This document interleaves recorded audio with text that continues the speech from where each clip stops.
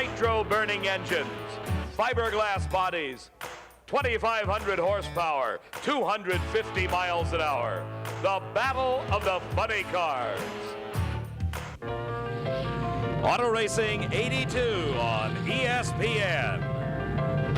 The inaugural North Star Nationals from Brainerd International Raceway in Brainerd, Minnesota. The 9th stop on the NHRA Winston World Championship Series of Drag Racing. Brought to you by Budweiser. Remember, for all you do, this Bud's for you.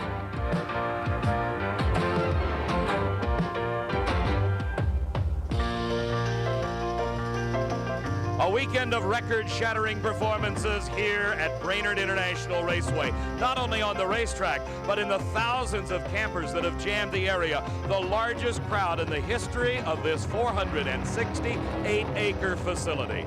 Hello, everybody. I'm Dave McClelland, and we hope you will enjoy what you're going to see. That is championship drag racing at its finest. The finest cars from throughout the United States, as far north as Canada, have jammed into Brainerd International Raceway for this inaugural North Star Nationals.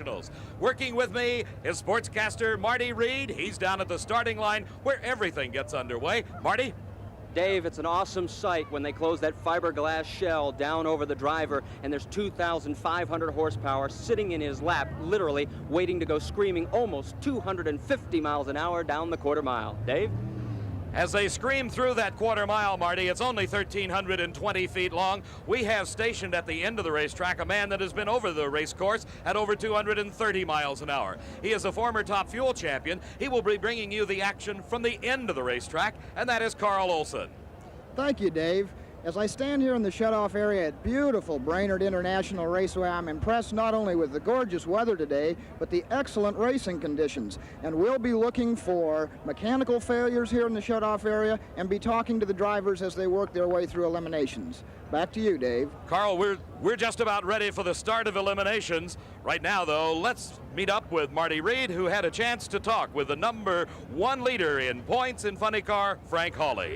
One of the stories here at the North Star Nationals is the fact that Don Prudhomme is not here at the North Star Nationals. He got himself into a contractual agreement situation with a track out on the West Coast, and he had to go there or else he would have been sued.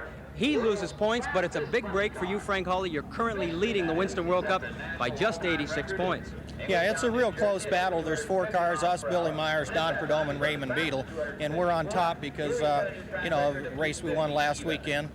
And this is going to be a real deciding factor for, you know, whether we're even going to go to the West Coast. You're not one of the high-dollar operations. Did you believe at the beginning of the year that you'd be at the top of the heap with only 3 events to go?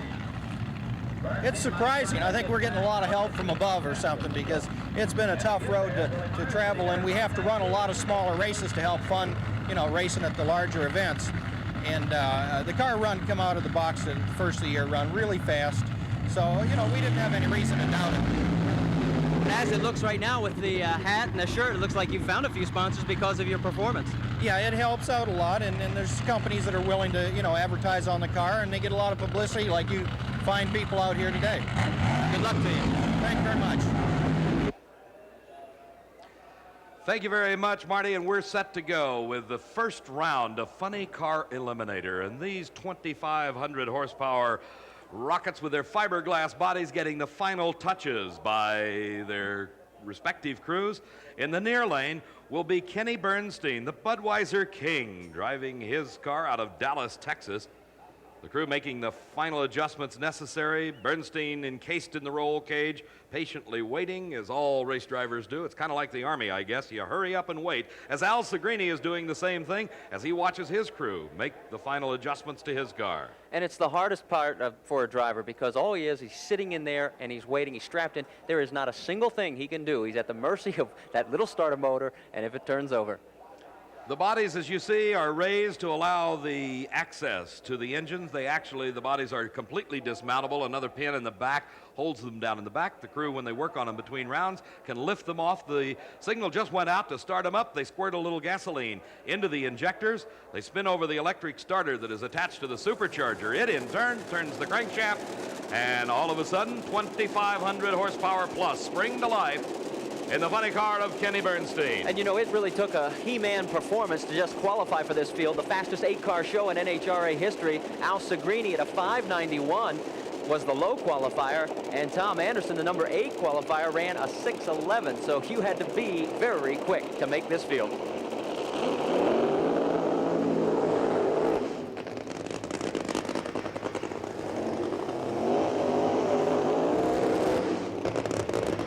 One of the most popular types of drag racing cars in the history of the sport has become these nitro-burning funny cars. As the two cars come out of the water and do their burnouts, I'll guarantee you there is not an eye in this massive facility that is not directed towards the quarter-mile racing surface. With Kenny Bernstein, the Budweiser King, up against the Super Brute Special of Al Segrini. Texas versus Massachusetts. It used to be that the West Coast, California, was the hotbed of drag racing, but I tell you, anywhere you go today, the parts are available, the pieces, and the talent is available to make these cars perform regardless of where you live. This is an extremely important race for both drivers. Kenny Bernstein trails Frank Hawley in the points by 1,500. He knows that he has to win 2 of the final 4 national events to have a shot at the national championship. Bernstein finished number 3 in the world last season. He's sort of knocked on that door for several times. He's an interesting story. Kenny had a little checkered drag racing career starting back in the early 60s. He drove a number of different funny cars, dragsters, drove a lot of things. Then he decided to go into business and opened a chain of restaurants, was very successful, decided to come back to drag racing, and what did he debut but the Chelsea King and then the Budweiser King cars, and has been ultimately successful. He is a professional racer, as is the Fabergé Super Brute car of Al Segrini. The staging procedure is now underway, centering their wheels on the starting line of 1,320 feet of high-traction asphalt. And a bit of a lead for Al Segrini, and a lot of lead for Al Segrini. A huge fire for Kenny Bernstein. And there goes the supercharger bouncing off the car as Kenny Bernstein exploded it in the lights. As our cameras follow him to a stop, both parachutes out. Bernstein exploding the engine. It's a 5:97 win for Al Segrini. The NHRA Safety Safari crew headed to the scene, and Bernstein sitting patiently in the car. Not an oil fire per se. It looked just like a supercharger explosion. And Bernstein, I am certain, is very upset with himself as the fire crew in their protective clothing come and attempt to raise the body. You can see right on the scene they carry all sorts of fire extinguishing compounds. Primarily the first thing that hits it is water, just to cool everything down. The drivers are utilizing all sorts of fire safety equipment and, of course, onboard fire extinguishing systems. But Kenny Bernstein coming out of the car, walking away from it. As you can see, Kenny Bernstein taking off his gloves, not real happy with things at the moment. And the overflow crowd here giving a round of applause to Bernstein, but that's not the way anybody wants to go out of competition. As we get a chance to look at it again, follow it closely, and you can see the heat waves coming up off the car, indicating, of course, tremendous amounts of horsepower out of these engines. Segrini at this point has about a 3-car length lead. Bernstein is trying to catch him. Things starting to go wrong with Bernstein at about this point. The motor starting to oil ever so slightly as things starting to come out of it. And there it explodes into a ball of fire. And that's the supercharger explosion. You see the supercharger coming up out of the flames right in front of the windshield. Now, bear in mind, there's a driver sitting inside that car. He's trying to look through the flames, trying to figure out, what do I do next? All he is concerned with at this point is keeping that car straight, making sure that it does not get into the opponent's lane and does not go off the racetrack. After that bit of excitement, what more can we ask for? Who knows, as we continue in the first round of Funny Car Eliminator here at the inaugural North Star Nationals at Brainerd International Raceway in Brainerd, Minnesota. We'll be right back.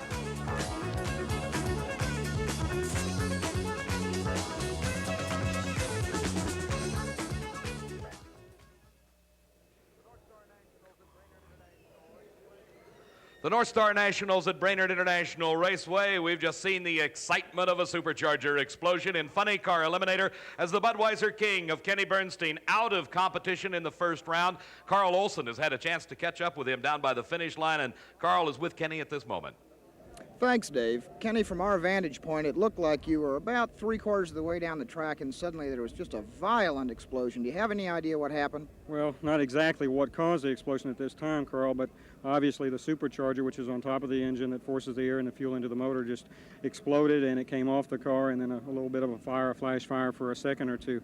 The cause, obviously, in most cases, is an intake valve hung open for a period of time instead of charge off in the intake manifold, and makes it like a bomb. Yeah, it certainly looked like a bomb from here, and of course we did notice that you got the parachute right out and got on the brakes real hard, got the car stopped without any problems. Do you have any difficulty there at all? Well, no, at one point you can't see when the fire's on you and the oil's in your face, but your instincts, and as much as we drive these cars, as we know to automatically go for the parachute immediately. Then I went from there to the brake, which has the safety device of a fire extinguisher built into the brake that I can activate myself, which I activated, and it put the fire out immediately, and then it's just a matter of stopping. Then it's just almost routine. Well, Kenny, you've been running exceptionally well in the last few weeks, and I know you're very disappointed going out in the first round, especially this way. Good luck in the future. And there's no problem. They'll be back. The Budweiser King will be there. Thank you, Kenny. Back to you, Dave. Thank you very much, Carl, and we caught right up with it as Kenny Bernstein completed his description of what went on. You hear the sound of the nitro-burning engines of our next pair of cars ready to go. The body coming down on the car in the near lane is the reigning Winston World Champion for the past 3 consecutive years, and that is Raymond Beadle. From Dallas, Texas, this is the famed Blue Max.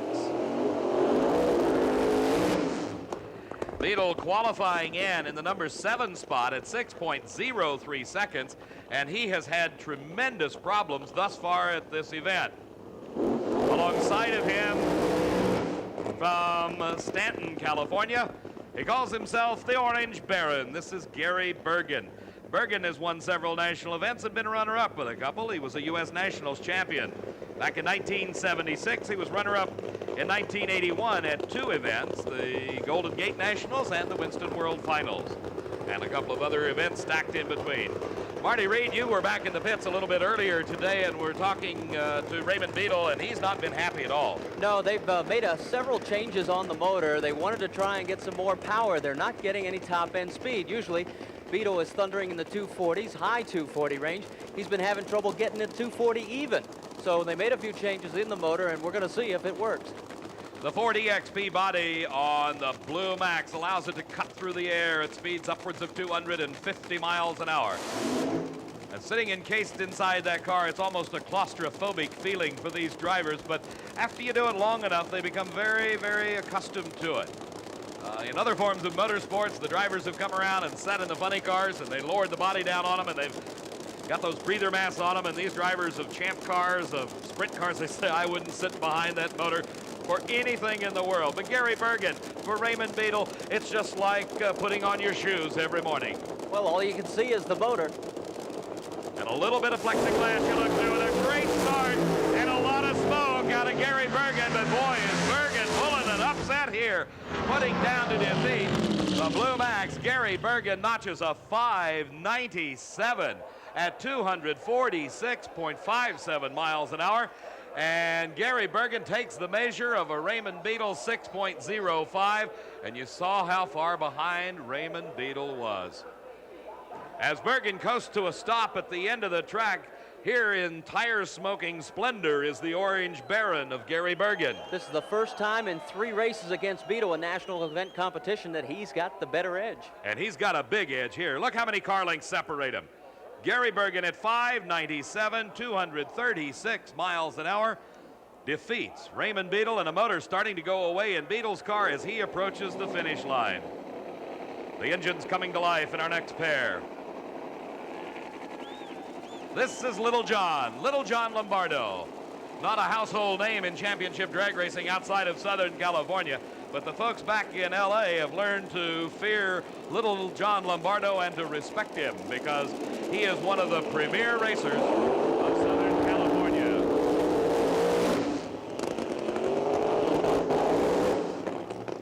The competition is the man that has been dominant throughout 1982, and this is Frank Hawley at the wheel of the famed Chi-Town Hustler. He won the Gator Nationals beating Tim Gross, the Spring Nationals beating Al Sagrini, and then came back just this past week and won the popular hot rodding championships.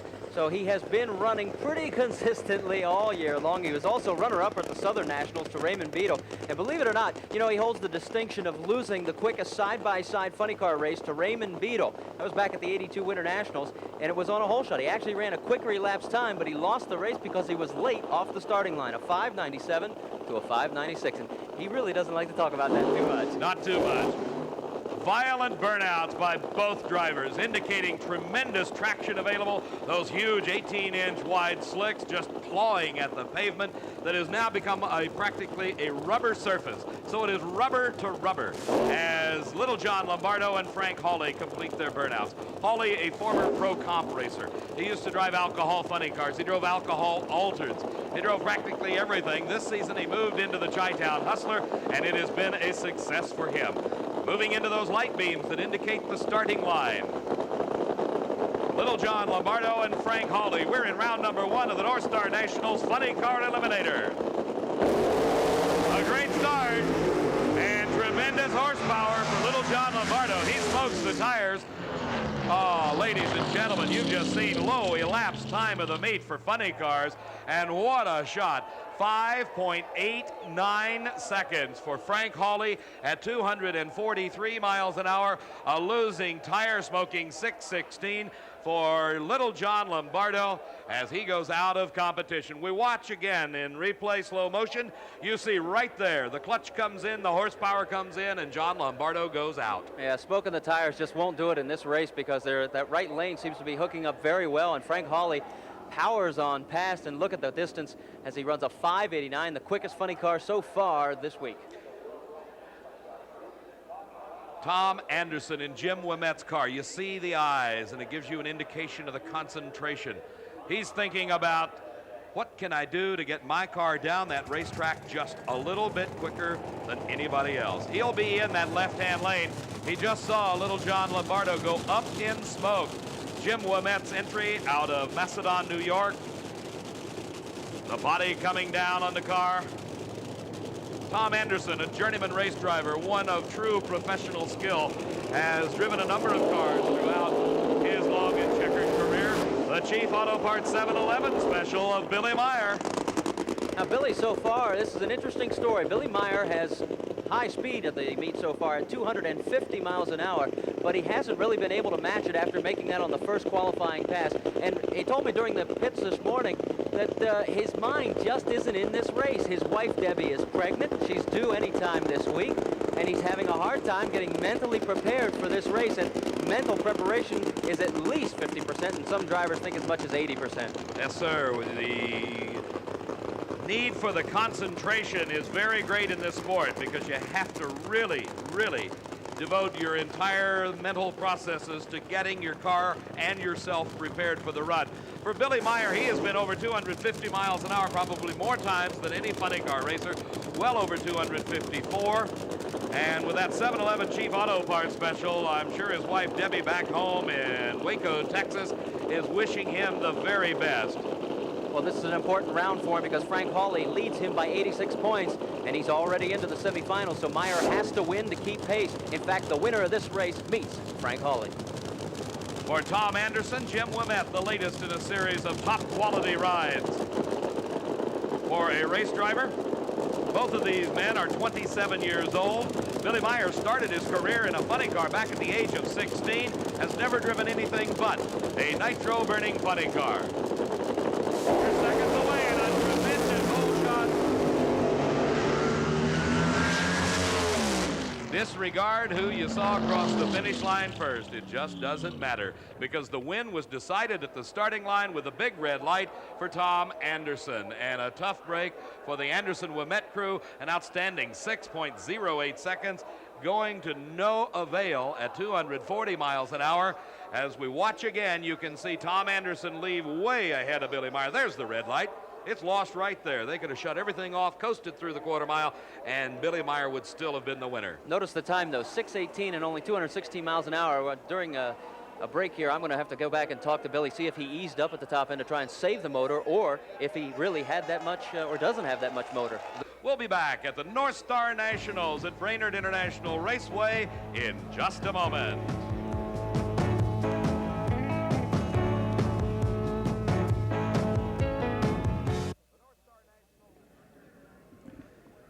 North Star Nationals at Brainerd International Raceway. The first round of funny car action is completed, and at the finish line, Carl Olson has with us the man that set low elapsed time for funny cars, Frank Hawley. Carl?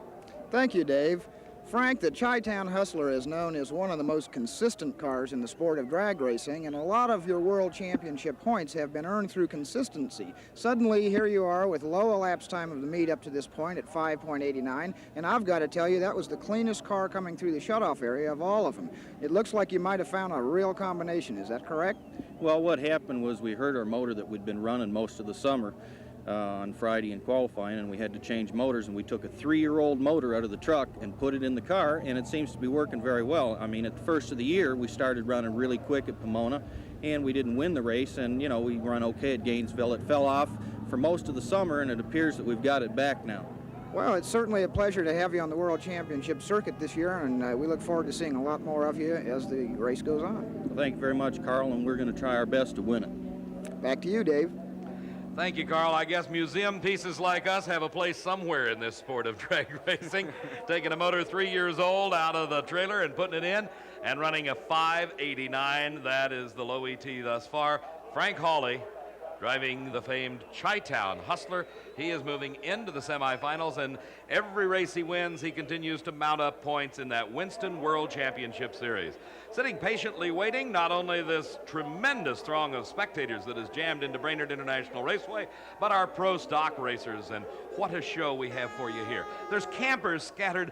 I'll tell you, Marty, you've been wandering around out there, and it is just unbelievable. There are campers some 6,000 to 8,000 strong. You can see some of the tents and the trailers and the trucks that people have brought to this facility. You know, this is the only facility on the NHRA circuit that allows camping right on the racetrack area. So in other words, everybody, once you move in, you're here for the week and you don't have to leave, and it's really been convenient from what we hear. Everybody's been having a fantastic time, and look at them wave. That's right. They know when they're on the tube. As you can see, age matters not here at championship drag racing events. Everybody loves it because it is a spectacular show, as the National Hot Rod Association presents the best show in town in drag racing in practically all forms of motorsports. It's just an exciting thing to see. Cars accelerating over a quarter of a mile, reaching speeds over 256 miles an hour. We've already seen a new national record set today by the Candies and Hughes team at over 256 miles an hour. We've seen funny cars at this event over the 250 mile an hour mark. And of course, coming up next, we'll be getting into the Pro Stock Eliminator category. So while our Pro Stockers get set to go, we'll tell you, you have got a tremendous amount of action coming your way on ESPN. And what you've got is on Saturday, October 2nd at 8 o'clock Eastern Daylight Time, 5 p.m. Pacific Daylight Time, live, Eddie Mustafa Muhammad against Lottie Moali for a 10-round light heavyweight championship in ESPN's new boxing series, continuing with this knockout of a fight. That's Saturday, October 2nd, 8 p.m. Eastern, 5 p.m. Pacific, live right here on ESPN. And right now, we are set to go with Pro Stock Eliminator. And Pro Stock, of course, the fastest of the factory hot rods. Here is the Ford EXP of Bob Glidden with a 496 cubic inch engine. Doing his burnout off the starting line, the wheels in the air. And of course, these cars limited by rules to gasoline. 2 carburetors only, 500 cubic inches maximum, 2,350 pounds of car weight, and after that, just Katie bar the door, do whatever you practically want to do. The engine's got to stay in stock location, basically, and so does the driver, but some very exotic equipment. And this first round matchup is going to have the number 2 man in the point standings, Frank Iaconio, against this man, number 3, Bob Glidden.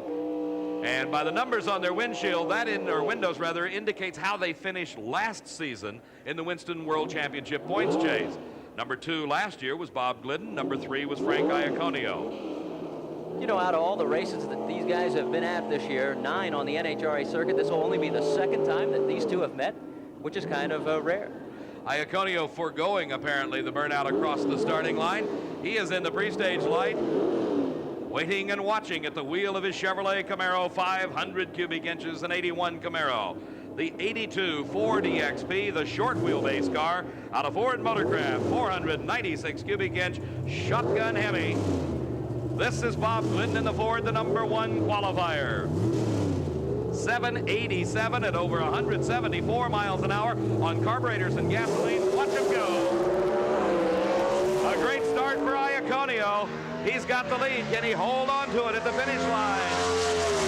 And he does. Frank Iaconio wins it. 792 to a losing 792. His speed only 168 miles an hour, and it was the whole shot advantage off the starting line that gave it to Frank Iaconio over the #1 qualifier, Bob Glidden. As we watch again in slow motion replay, you can see the advantage gained by Frank Iaconio off the starting line. Either due to tire spin or just the reaction time of the driver, he put a whole shot on Bob Glidden that paid off at the finish line as Glidden tried hard and charged hard to catch him, but was unable to do so. Going into a little bit of the grease sweep on the cleanup from the last car down by a half a car length, Frank Iaconio defeats the #1 qualifier, 7.92 seconds his elapsed time.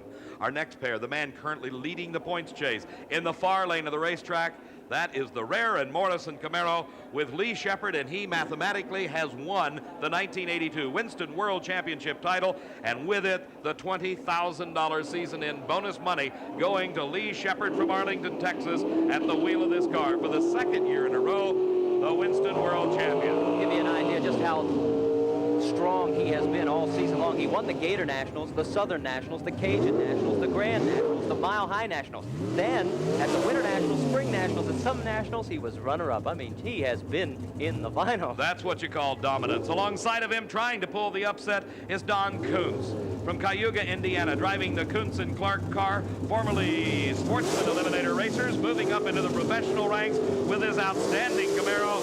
Tremendous RPM. The advantage to Shepard as they come by our ESPN broadcast booth. And by 2 car lengths, Shepard at the finish of 793 to a losing 810. Shepard's 175-mile-an-hour charge at the finish puts him well ahead of Don Kuntz, so he advances into round #2. Shepard was the #2 qualifier.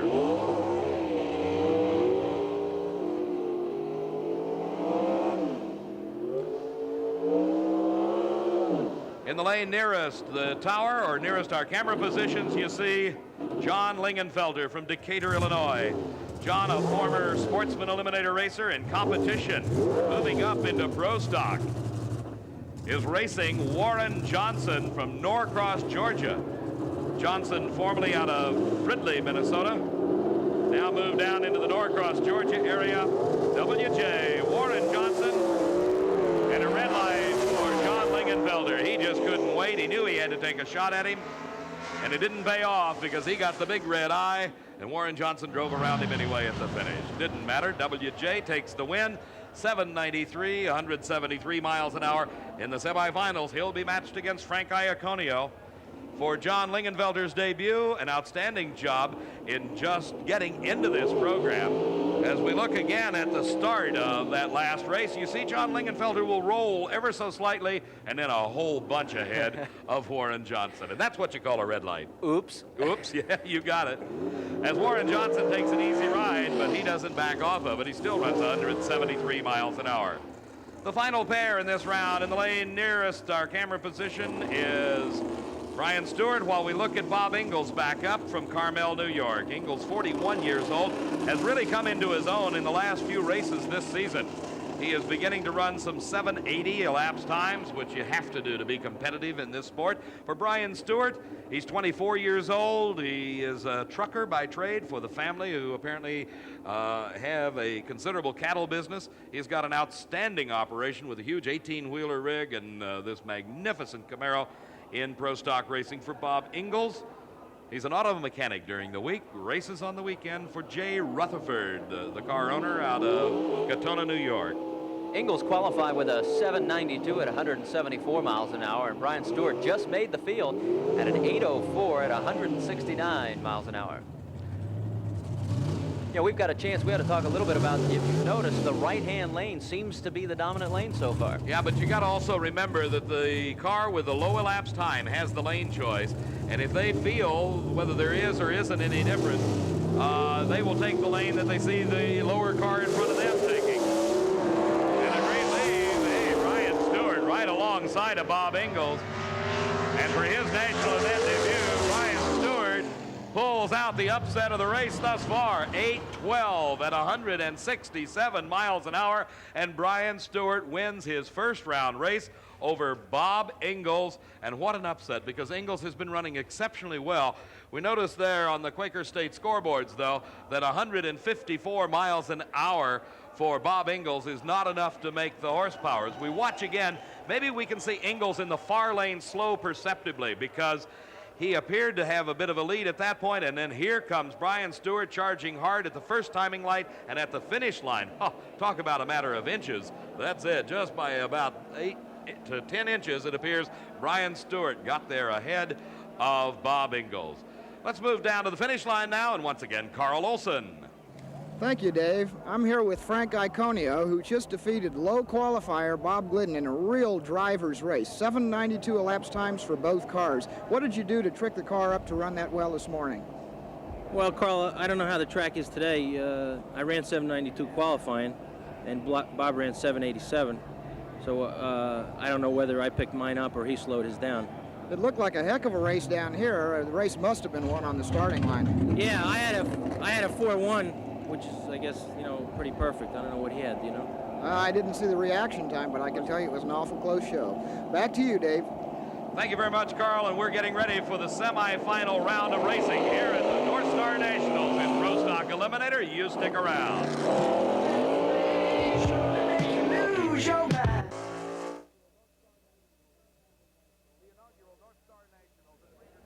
The inaugural North Star Nationals at Brainerd International Raceway has been a host to the largest crowd in the history of this massive facility, which dates back to 1968.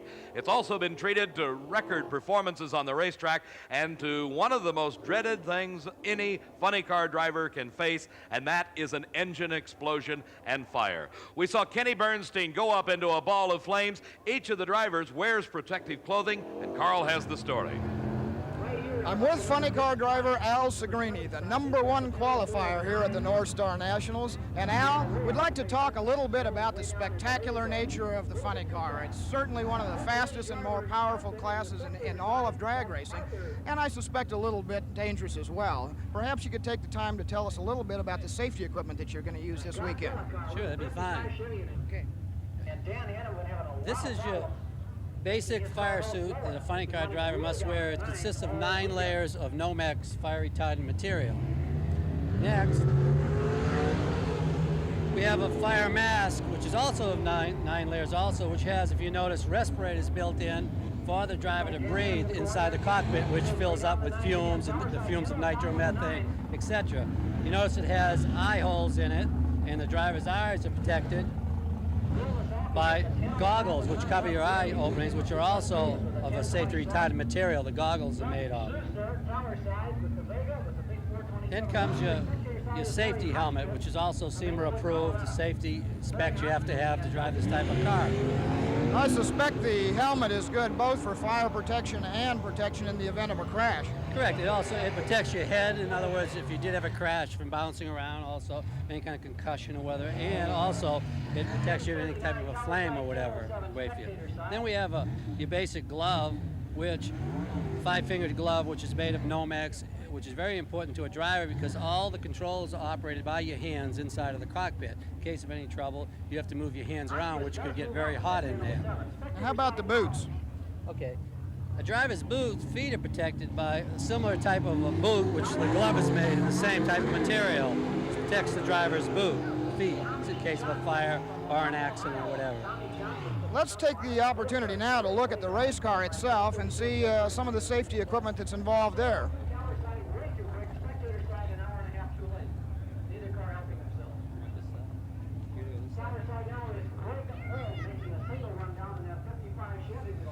The first thing I notice, Al, is a couple of large red cylinders here on either side of the fuel tank. What are those? All right, these are called your onboard fire system, which is filled up with 22 pounds of Freon, which will eliminate, in case of a fire, what it does, it eliminates the flames. It eats up the oxygen in the area of the fire, which will put the flames out.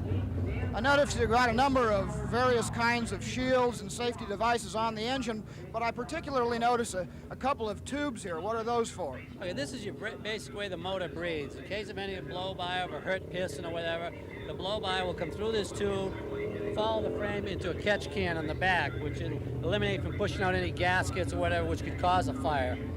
I see, and on further back, of course, is the business end of the race car, the driver's cockpit.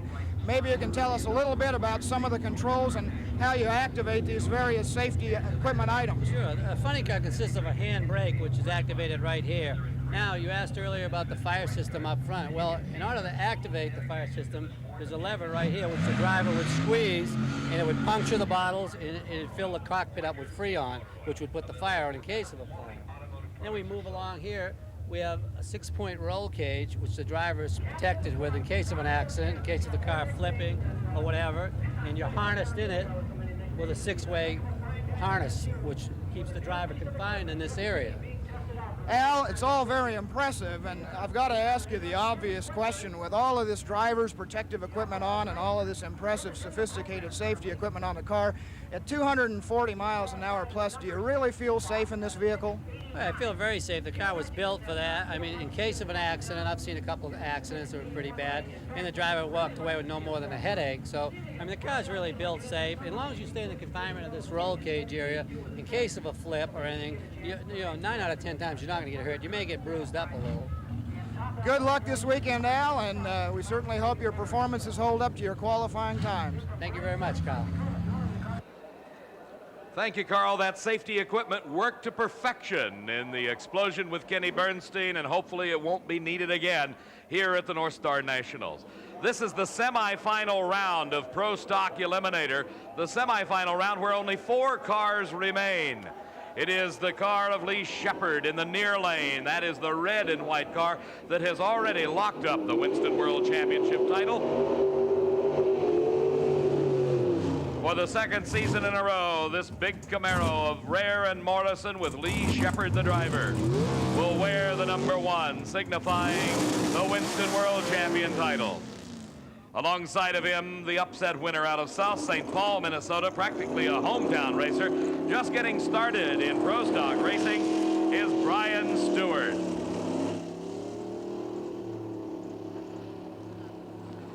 Lee Shepard has annexed the quickest elapsed time thus far of round number 1 of racing. Correction, he is the second best at a 7:93, but he has a big performance margin over Brian Stewart. Shepard went 7:93 in round number 1, Stewart an 8:12. And you say, well, that's not very quick when you compare him to the top fuel dragsters and the funny cars, but it is quick when you consider these started out as real cars. They are now legitimate, highly sophisticated pieces of racing equipment, costing somewhere in the neighborhoods of $30,000 to $50,000 each. And just the pressure of Brian Stewart trying to race Lee Shepard. Well, you saw that pressure just then as Brian Stewart left a big red light at the starting line. And it doesn't matter that he got there first as the parachutes come out for both cars. 8:16 for Brian Stewart, but the red light at the starting line cost him the race. I'll tell you, his old right or left leg on the clutch got just a little bit too nervous, and he lost it to Lee Shepard. So Lee Shepard taking home the win and moving into the finals of this first ever North Star Nationals. Watching again, Brian Stewart, oh, he left way ahead of him. As you can see, the car is practically past the starting line completely before Lee Shepard even moved. So there was no doubt in anybody's mind what was the thought of Brian Stewart. Well, he had to go for it. He just went a little bit too soon. If you'll note, an interesting thing has occurred in this Pro Stock racing. The lower elapsed time choice, the lane choice, has now seen it switch to the left lane. That's true. That's As true. you saw Lee Shepard just then have low ET. He took the left lane. Here Frank Iaconio in the left lane nearest the tower, or our camera position here on ESPN from Totowa, New Jersey. Frank Iaconio finished third in the world last season. He is currently number 2 for Warren Johnson, a former Minnesota resident out of Fridley, Minnesota, now based in Norcross, Georgia. He gets the right-hand lane. He had the slower time. Iaconio had the choice. Lots of RPMs out of these 500 cubic inch engines. And the wheels in the air, but for Warren Johnson, the red light at the starting line. To no avail was his victory there at the finish as he left the red light glowing. And for Warren Johnson, he had to take a shot at it. A 7:98, the losing time for Johnson. 7:95, the winning time for Iaconio, and it was just a hairbreadth of a second, just about a heartbeat. That's what it takes to be a champion in NHRA style championship drag racing, which is the North Star Nationals when we come back with the funny car semifinals here at Brainerd International Raceway.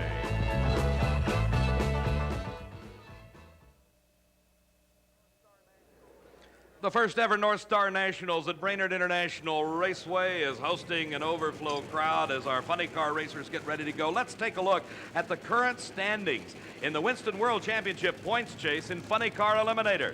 We have got heading up the list Frank Hawley. He is just a few points ahead of this man, Billy Meyer, and that's who's going to be racing in this round of competition. Hawley doing his burnout, and here goes Billy Meyer. Right behind them is Raymond Beadle. He's already out of the racing. Don Prudhomme not attending this event. Al Segrini was the low qualifier. He'll be coming up in the next pair. Then comes Kenny Bernstein, Tom Anderson, Gary Bergen, who's also in competition and could move up drastically in the point standings. Dale Pulde and Tim Gross rounding out the top 10 standings in the Winston World Championship Series of Championship Drag Racing for Funny Car Eliminator. In the near lane, you're going to see the car, the 711 Chief Auto Parts Special of Billy Meyer from Waco, Texas. 27 years old. Meyer's wife, Debbie, home right now expecting a baby just about any moment. And for Billy, it's a tough time to concentrate. It's also a very tough time on his car. He dropped a couple of cylinders on the last pass when he ran a 2:16 at 6.18 seconds. Give you a comparison, Hawley, well, on a 3-year-old motor, ran 243 miles an hour at a 589, so he's got lane choice. And we're going to have to see if Billy Meyer has found the right combination. This Rislone Chi-Town hustler of Frank Hawley has just been performing superbly throughout the entire season. For Billy Meyer, he is consistently over 250 miles an hour with this Pontiac Trans Am bodied funny car. But Billy Meyer has lost the lane choice. Hawley taking the right-hand lane. We saw some smoke out of Gary Beck losing traction in that previous round. Wonder if it'll pay off for Frank Hawley to take that lane. In about 6 seconds, we'll know. As the staging procedure's just about completed, Billy Meyer creeps into the beam. And it is Meyer with the shake and losing the traction. And look at Hawley with the museum piece motor of 597, 238 miles an hour. For Billy Meyer, a losing effort of 6.08 seconds, and you saw right off the starting line the car going into the vibration, tire shake situation, and then the car losing traction, and that was just enough. He gave it all he had, 247.93 miles an hour, but Frank Hawley taking the win. In the replay, we watch again as they leave the starting line. They're practically side by side. It's a good start for both drivers, nobody particularly late. You see Billy Meyer right there, losing traction, the car vibrating violently. That's the time that Frank Hawley just moved ahead and held that lead. This is the 4th time these two have met in national competition. Frank Hawley's won 3 of them. And it is Hawley into the finals for the 2nd week in a row at a major event. He just won the Popular Hot Rodding Championship 1 week ago. And now with a fine 597 in the semifinals, Frank Hawley will face the winner of this next race. Will it be the Super Brute car of Al Segrini, who's racing here in the near lane?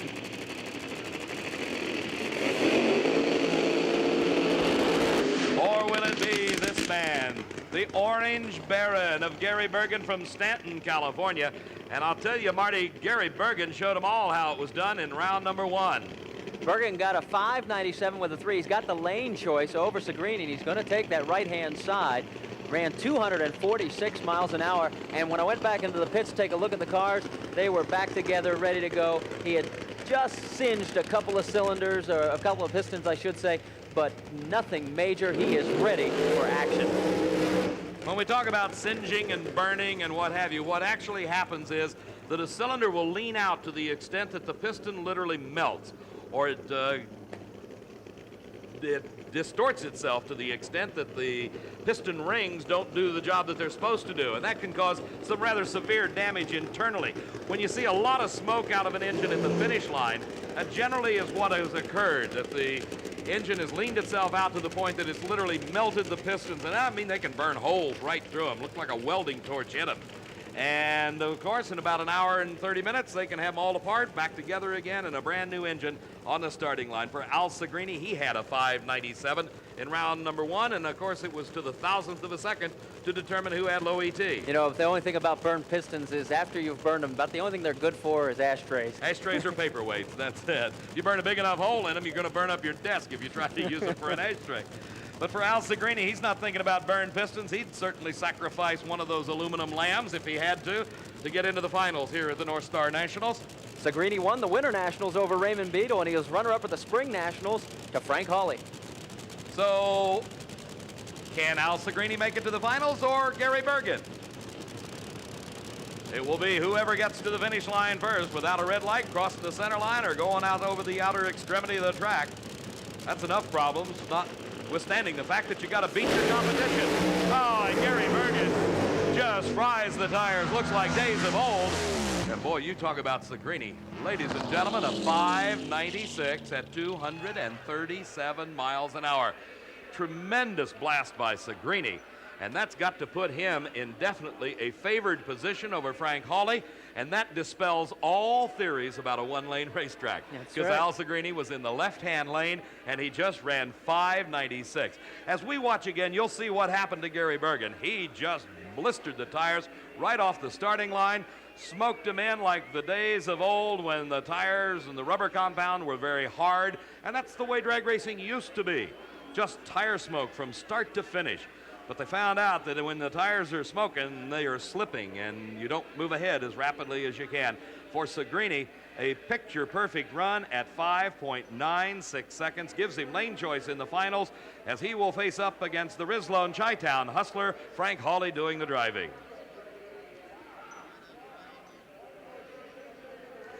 In the Big Bud Shootout, we've not talked about that. That is a special event within an event, and it is coming up at the U.S. Nationals over Labor Day weekend. It is the top 8 funny cars in the country will be running for a special Budweiser-sponsored payoff of $25,000 to the winner and $5,000 to the runner-up. The point standings, as you saw them displayed, give you the top 8 cars in this Big Bud Shootout, and Billy Meyer heads up that program, and the qualifying was based on the qualifying performance of the racer throughout the season. As it goes on throughout the year, culminating here at the North Star Nationals, Billy Meyer will be the #1 qualifier in that Big Bud Shootout, and Dale Paldy rounding out that 8-car field. They'll be going off on Sunday at the U.S. Nationals, the day before Labor Day, as we will see inside the qualifying for funny car at the U.S. Nationals, that famous Big Bud Shootout with $25,000 going to the winner. Before we get back to more action on the racetrack, let's move down to the finish line area where Carl Olson is caught up with one of our finalists in funny car. Thank you, Dave. I'm with Al Segrini, and Al, you're one of the few racers here who has had the opportunity to run both lanes today. You were low qualifier, so you had lane choice in the first round. You switched over and ran the left lane, and it appears that one of the lanes is starting to go away. What do you think you're going to do in the final?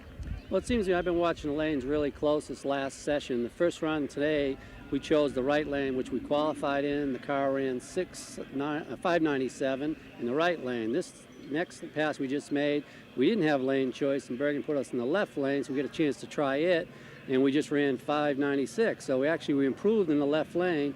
And watching both cars run ahead of me, Frank Hawley and the Chi-Town hustler had a little trouble in the right lane. He's hazing the tires a little bit. I think the right-hand lane's starting to go away on us out there.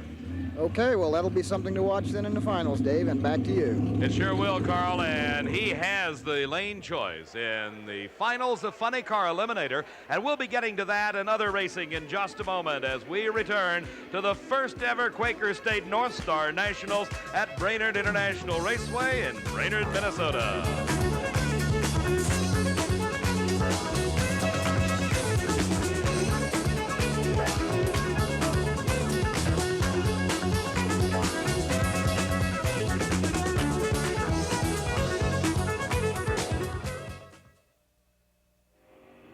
At the North Star Nationals at Brainerd International Raceway, I'm Dave McClelland, along with Marty Reed and Carl Olson, and we're set to go into Super Gas, one of the new innovations in championship drag racing on the national event circuit for the first time during this 1982 season. This is a potpourri of race cars like you've never seen before. That's right, that is a 55 Chevrolet across track from us. That is Greg Holm from Buell, Minnesota. His car is powered by a 454 cubic inch Chevrolet. Nearest our ESPN position, Dan's Rust from Maple Grove, Minnesota, with his Camaro.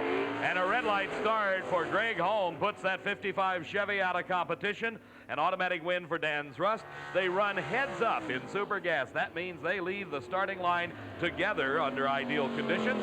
They cannot run quicker than 10.04. And Marty, that is designed to keep the cost of racing at a level that everybody can afford to do. That's exactly right. So many of the categories have gotten so expensive that NHRA's idea was to bring it down in this category so that anybody who wanted to race could race. Now, normally at sea level, the index is at 990, but we're at 1,300 feet, or over it actually, and that's why the adjustment to 10.04. You can't run quicker than 10.04, and Bruno Massel in a 78 Chevy with a 460 cubic inch big block is up against the Fat Cat Vet, the 70 Rat Motor Chevrolet, and a tremendous hole shot for Bob Tangent in the Corvette. As you can see, he extends his lead and then slows down to make sure he stays in without any problem at 10.48 seconds against Bruno Massel's losing 9.98, but a day late off the starting line for Bruno, and a tough break for the Elmhurst, Illinois-based entry. As we watch again, there you can see the Corvette moving already.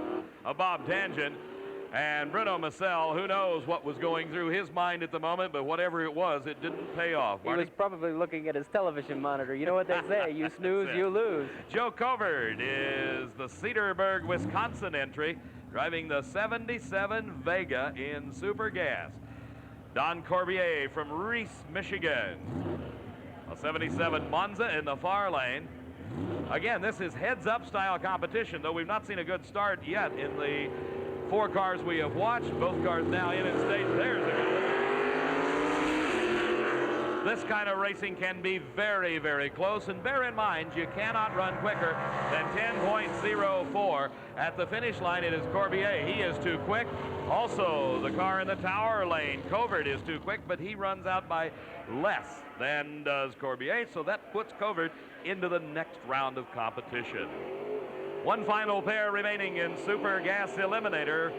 Pat Schwint against Larry Hotchkiss as we watch again the finish of this last race, and that's how close it can get at the finish line.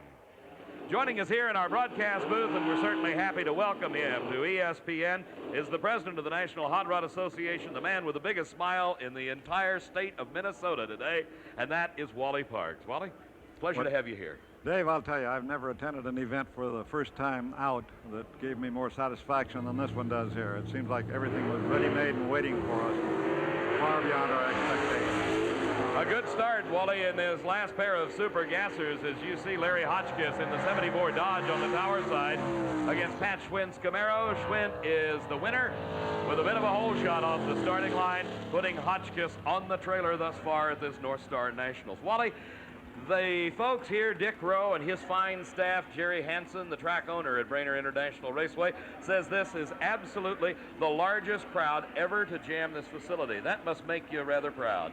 It makes me feel good. I understand it's also the largest auto race that's ever been produced in the state of Minnesota, and that's even better. What are your plans? How do you come back from an event like this going into the 1983 season for the North Star Nationals? Well, I think we spent 3 days here finding things that we could improve on for next year. Ordinarily, it takes us 3 years to get an event really accepted in any community where you go in for the first time. Probably the only exception we ever had was when we went to Columbus, Ohio, because we were 10 years late getting there.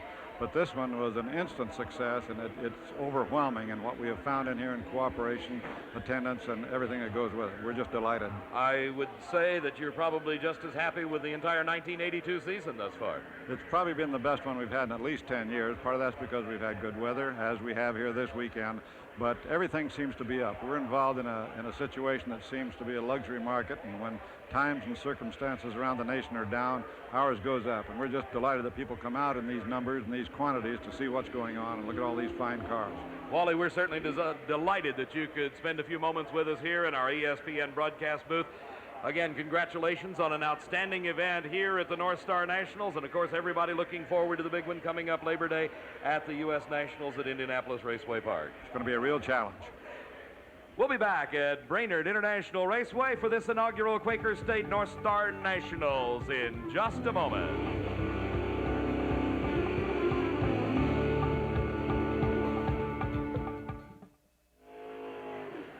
Back at Brainerd International Raceway, it's time for the semifinals of Super Gas here at the inaugural North Star Nationals. And here is the Corvette in the near lane from Rosemont, Minnesota, of Bob Tangen. Don't forget, this is the class where you can do just about anything you want. There is very few limitations, except for the fact you cannot run quicker than 10.04 seconds. In the Camaro is Dan Rust, another Minnesota-based car from Maple Grove. His 68 Camaro powered by a 460 cubic inch engine, 480 cubic inches under the hood of the Corvette, and they're off together.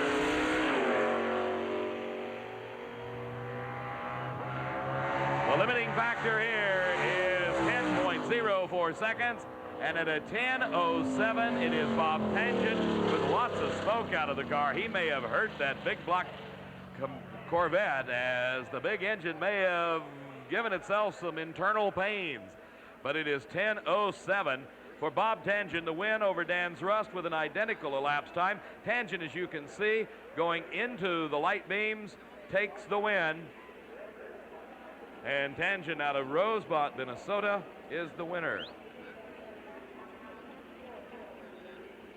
Our next pair is Don Corbier in the Chevy Monza. Arthur Joe Covert is in the Vega. He defeated Corbier in the preceding round, while Pat Schwint, driving the 69 Chevy Camaro, is the remaining semi-finalist. The winner to go off against the Corvette of Bob Tangen for the first ever Super Gas title here at the first ever North Star Nationals. Super Gas just one of several of the Sportsman Eliminator categories that have been contested here at Brainerd International Raceway, and we'll be seeing the finalists in some of the other categories in just a few moments. Right now, we're trying to find out who will be the man to race Bob Tangen in the final of Super Gas Eliminator. The Camaro in the far lane is Pat Schwinn. He comes from Fargo, North Dakota. While out of the state of Wisconsin, Arthur Joe Covert. A broad mix of race cars, some old, some new, making up this Super Gas field. As we started off with 32 cars, there were some roadsters, some old gas coupe sedans, some Anglias, but as we narrowed it down to the 4 cars in the finalists, these remaining 2 here in the semifinals pit a Vega against a Camaro. Again, the limiting factor is that 10.04 second breakout. You cannot run faster than that time. And a great hole shot by Arthur Covert here in the Tower Lane. The finish line, it is Covert with the win as he defeats Pat Schwint. And it will be Arthur Joe Covert up against Bob Tangen, and it is very close at the final. But Covert eking out the win over the Camaro of Pat Schwinn. Just inches separating them at the finish line. Back at the starting line, our good compatriot Marty Reed has had an opportunity to catch up with a gentleman that has been in drag racing for many years. Marty? Named the granddaddy of drag racing, C.J. Hart. You started the first drag strip back in 1950, and you held the first official race. That's correct. At Santa Ana, California. It wasn't a bandit, it was an airport alongside of it. What are you doing these days for NHRA, C.J.? I'm pulling the jet around and helping them all I can, anywhere I can. Just tickled to death to be with them. Still staying active in the sport? Oh, I should say so. And this NHRA bunch is something else. I got to say one thing. This Dick Rowe, he reminds me of Mickey Thompson. Mickey was all over the place. Dick is doing the same thing here and doing a wonderful job, and you certainly got a wonderful place here. CJ, look what you've grown to. This is your sport. Thanks for talking to us. Let's go back upstairs. Thank you very much, Marty. C.J. Hart, at the age of 72, ran the first commercial drag strip way back in 1950. He's just as anxious as we are to get to the finals, and we're just a few moments away. Don't you go away, because we'll be right back at the North Star Nationals at Brainerd International Raceway.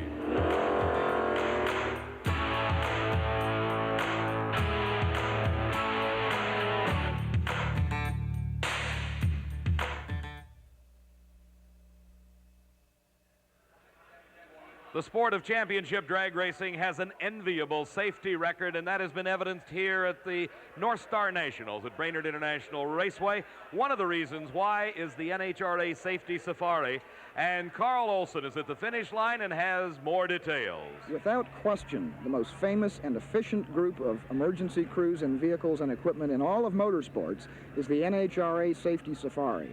And I'm here with Jim Van Dyke, who is NHRA's Equipment Director and Chief of the Safety Safari, to talk about some of the items that we find on one of the emergency trucks that the NHRA uses.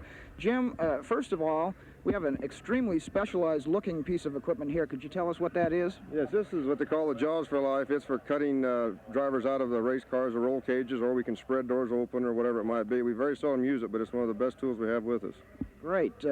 I noticed there is a fire suit here that looks very similar to what the drivers wear in competition. Yes, it's similar. It's about 3 layers thicker, so they can go right in a car and get the driver out if they have to.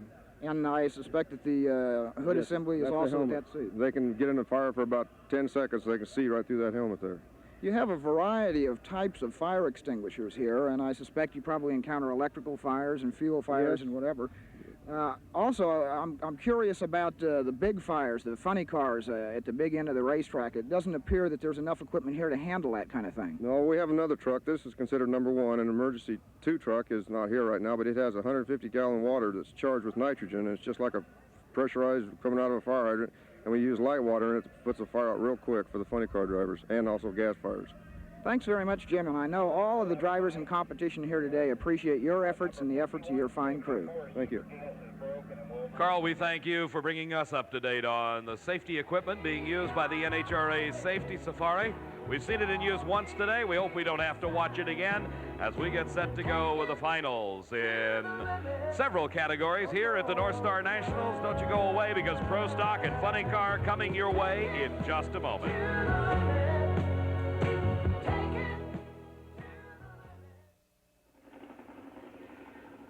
In the finals at the North Star Nationals, we move into competition eliminator. This is one of the sportsman categories that has been in competition throughout the entire day here, and we're into the finals. Paul McCure, driving the Checkmate Camaro from Berkeley, Michigan, is in the near lane. In the far lane is Danny Townsend out of Muncie, Indiana, driving his altered car. It's a Austin Bantam Roadster with a big block Chevrolet. The head start in this style of racing, the handicap, will be going to Paul McCure. He will leave the starting line 2 1/4 seconds, actually 2.28 seconds ahead of Danny Townsend. At the finish line, it'll be Townsend in the altered charging hard to try to catch Paul McCure. The countdown will go. The head start going to McCure, and he is gone. Townsend waiting patiently, and here comes the altered car. Watch at the finish line. It's going to be close. Townsend closing quick, closing fast. Did he catch him? The win lights say Danny Townsend wins it by just a few inches, 7.62 seconds. His speed over 178 miles an hour. An outstanding 994 for Paul McCure at 134. As we watch again, our ESPN slow motion stop action will bring you right down to the finish line. As you can see, some 40 miles an hour faster comes Danny Townsend, and he just passes Paul McCure at the finish line. A great race, and our congratulations to Danny Townsend, the champion in competition eliminator at the North Star Nationals. We're ready now for the finals in Super Gas Eliminator. We started our coverage with 8 cars. We're down to the final pair. It is the 77 Vega of Arthur Joe Covert from Cedarburg, Wisconsin. A 430 cubic inch big block Chevrolet resting under the hood of the Vega, the Fat Cat Corvette. We saw some smoke come out of the engine of Bob Tangent's Corvette in the semifinal round. Don't know whether it means any engine damage, but this is the finals in Super Gas Eliminator. Again, A breakout is in effect of 10.04 seconds. You cannot run quicker than that. That is the limiting factor in super gas racing, allowing a broad mix of cars, different types and sizes of engines, and the drivers can just about, and owners and builders can do just about whatever they want. Bob Tangent and Arthur Joe Covert. A good start for both cars. Covert with the advantage off the starting line. Here comes Tangent. And at the finish line, the win going to Bob Tangent, who is the Super Gas winner at this NHRA North Star Nationals. We'd like to also congratulate two other sportsman winners here. In Stock Eliminator, Marlon Bogner from Omaha, Nebraska, winning the North Star Nationals title. And in Super Stock, Rick Johnson out of Hutchinson, Minnesota, the winner with his Hemi Plymouth. In Super Stock Eliminator, our congratulations to them. Coming up next, we'll be back with a funny car final between Al Segrini and Frank Hawley at the North Star Nationals at Brainerd International Raceway.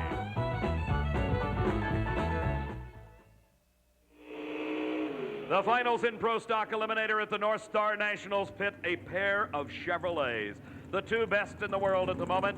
In the near lane, it will be the red and white car of the man that has already locked up his second consecutive Winston World Championship title. That is Lee Shepard. Frank Iaconio in the red, yellow, and white entry from Totowa, New Jersey, is right alongside of him in the lane furthest from our camera position. Marty, this is anybody's race.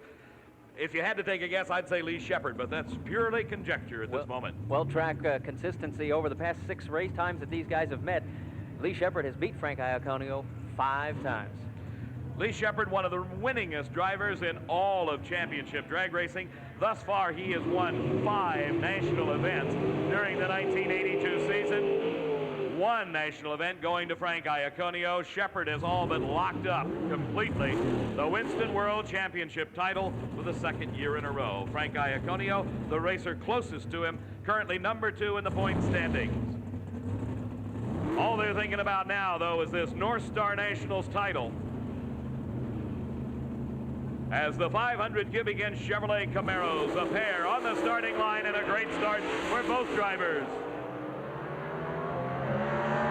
It's anybody's race in the middle of the course. At the finish line, it is Lee Shepard, a 796.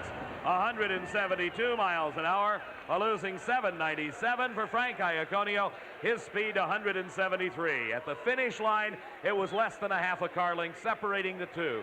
As we watch again, they approach the timing beams across the finish line, and at the end of the quarter mile, you see just pulling ahead is Lee Shepard, your winner in Pro Stock at the North Star Nationals. The final in Funny Car Eliminator is Al Segrini. Sits behind the wheel, the body yet to be lowered on his Super Brute Special. Segrini from southeastern Massachusetts is against Frank Hawley, the current points leader in the Winston World Championship points chase. Segrini, by 1/100th of a second, a 596 to a 597, has the performance advantage going into this final round. He has the lane choice over the Chi-Town Hustler, and Frank Hawley is not to be counted out, is he? Well, these two met once before at the Spring Nationals in the finals, and it was Frank Hawley coming away with the victory there. I'll tell you, we have seen a lot of tire smoke and a loss of traction by Gary Beck in the Top Fuel final just a few moments ago. And what it means is, could the Chi-Town Hustler have the problems of tire shake and losing traction? We'll have to find that out as he is sitting and thinking about how to leave that starting line, because just a few extra 100 RPM could make the difference. For Al Segrini, he didn't think lane choice made a whole lot. We saw in the semifinals when he ran that 596, it was in the supposed bad lane. He told me in the pits that his car has been launching very well all day long. He says it's been so consistent off the line, and he feels that's been one of the big keys to the reason he's in the final. For Segrini, it will be his opportunity for a second win this season. He won the Winter Nationals title, was runner-up, as Marty just told you, at the Spring Nationals. For Frank Hawley, he won the Gator Nationals and the Spring Nationals and the Popular Hot Rodding Championship. He was runner-up at the Southern Nationals. And Hawley is currently the leader in points for the Winston World Championship title. The team of Farconis, Coyle, and Minnick out of Chicago, Illinois. Frank Hawley, a Canadian, the driver of the Rislone Chi-Town Hustler, against Al Segrini in the Super Brute Special.